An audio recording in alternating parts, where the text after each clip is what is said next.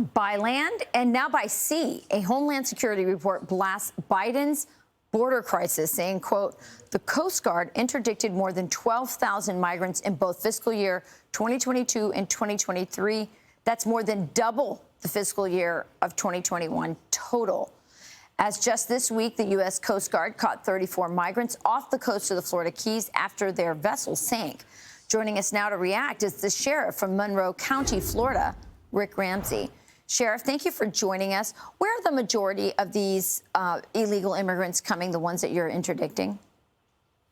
Good morning. The majority of our migrants are in Cuba, as the most part. I'm sorry, can you say that again? Oh, I'm sorry. The majority of our migrants that come here come from Cuba.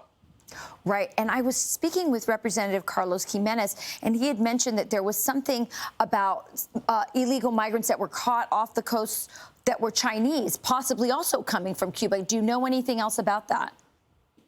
Yeah, that was interesting here. We had a load of migrants come into the north end of our county, and they hit the shoreline, and like not uncommon, they start running throughout the neighborhoods and people's homes.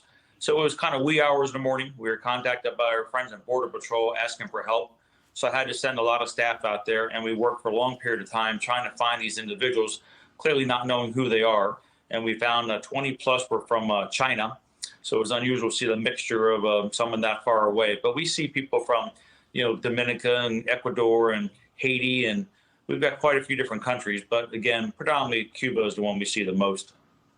I mean, this is really scary. I mean, I understand we're used to having economic migrants come, but you don't leave China without the Chinese government knowing that you're leaving.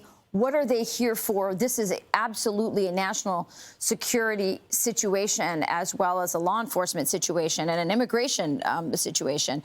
Your governor was criticized by Joe Biden. He was told that, calling the National Guard to deal with illegal immigration in the state of Florida was a stunt. And at the same time, the Coast Guard's calling or emailing him saying, we need help. We need some help from you, and we need to work on this. So what's the story?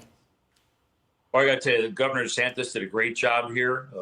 Congressman Jimenez was amazing. Senator Rick Scott.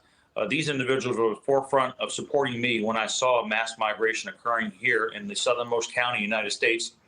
All three were on the spot, brought in resources from FHP, FWC. Coast Guard really stepped up the game. I had a conversation with Secretary Mayorkas, who stepped up and brought in more resources to help us.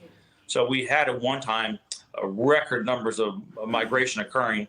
We've seen the numbers really diminish because of the full court pressure that we have between our state, local, federal partners, all putting pressure on Air National Guard. I think what DeSantis did was right on target. He's doing what he can to protect the state, try to mitigate the migrant impacts, and trying to determine who's coming in this country. We see so many people coming in that we just don't know who they are, what their intentions are. And even if they give a name, we have no idea to prove that is really who they are. So it's kind of scary from a national security standpoint, I think. Yeah, it's the same problem we're facing on the southern border. We don't know who these people are, and yet we're processing them in a very rapid form. Sometimes within 24 hours, 30 hours, they're on a flight somewhere to the United States. There's no way we can vet people that quickly. We don't know who they are.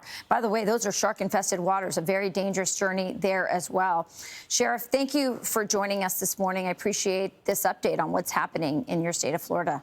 I'm Steve Ducey. I'm Brian Kilmeade. And I'm Ainsley Earhart. And click here to subscribe to the Fox News YouTube page to catch our hottest interviews and most compelling analysis.